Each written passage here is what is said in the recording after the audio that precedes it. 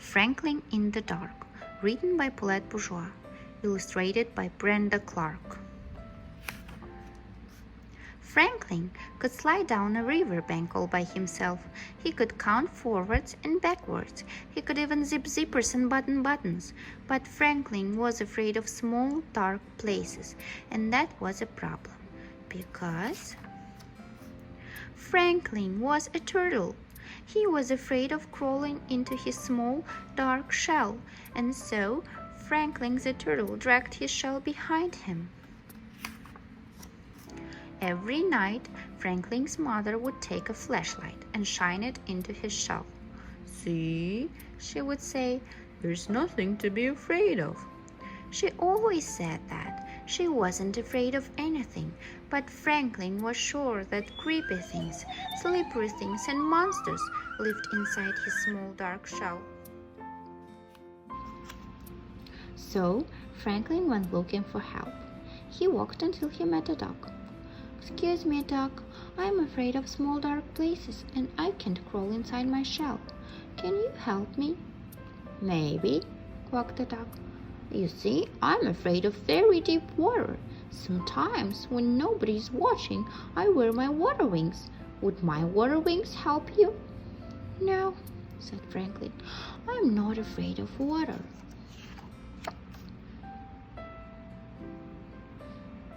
So Franklin walked and walked until he met a lion. "Excuse me, lion, I am afraid of small dark places and I can't crawl inside my shell. Can you help me?" "Maybe," roared the lion. "You see, I am afraid of great loud noises. Sometimes when nobody is looking, I wear my earmuffs. Would my earmuffs help you?" "No," said Franklin, "I'm not afraid of great loud noises."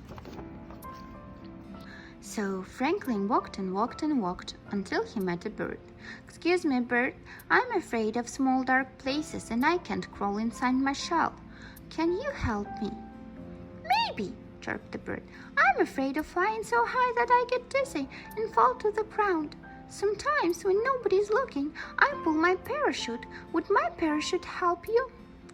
"No," said Franklin, "I'm not afraid of flying high and getting dizzy." So Franklin walked and walked and walked and walked until he met a polar bear. "Excuse me, polar bear, I am afraid of small dark places and I can't crawl inside my shell. Can you help me?" "Maybe," growled the bear. "You see, I'm afraid of freezing on icy cold nights. Sometimes when nobody's looking, I wear my snowsuit to bed. Would my snowsuit help you?" "No," said Franklin, "I'm not afraid of freezing on icy cold nights." Franklin was tired and hungry. He walked and walked and walked until he met his mother. "Oh, Franklin, I was so afraid you were lost." "You were afraid? I didn't know mothers were ever afraid," said Franklin. "Well, did you find some help?" she asked. "No, I met a duck who was afraid of deep water." She said. "Then I met a lion who was afraid of great loud noises." She said.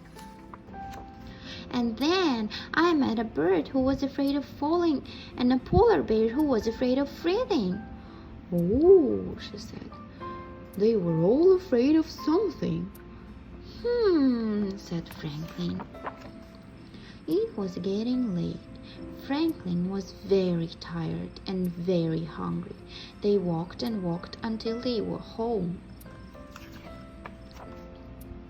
Franklin's mother gave him a cold supper and a warm hug, and then she sent him off to bed. "Good night, dear," she said. Well, Franklin knew what he had to do. He crawled right inside his small dark shell. He was sure he saw creepy things, slippery things, and a monster, but he said a brave good night. And then, when nobody was looking, Franklin the turtle turned on his nightlight.